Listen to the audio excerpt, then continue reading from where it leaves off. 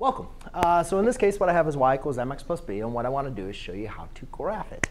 So this is actually our identity equation, which is awesome because this should be something you're familiar with, especially getting into this course. So we should know what this parent graph looks like, but that's okay if we do not. We're going to graph this by slope-intercept form. Now, eventually you look at this and say, all right, well, slope-intercept form has the m and the b. There's nothing in there. There's no numbers, anything. It's just y equals x. How do you graph that? Well, if we want to think about it in terms of slope-intercept form, there's always a number that's in front of a variable, which we call 1, because 1 times x is just x.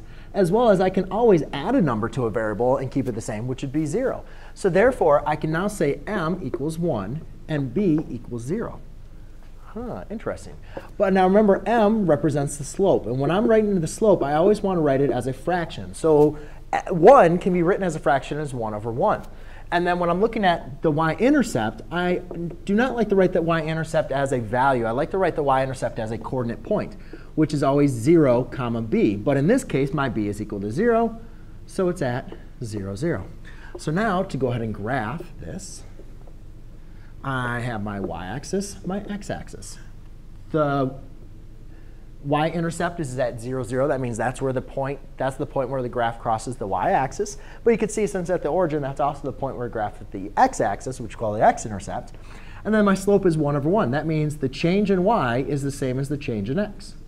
The change in y is the same as the change in x. And I can go in my positive direction, as well as I could also say negative 1 over negative 1. So I go to left 1, down 1. And there you go, ladies and gentlemen. That is your identity function, your parent graph, whatever you want to call it. But that is how you graph it using our slope-intercept method, whatever. Thanks.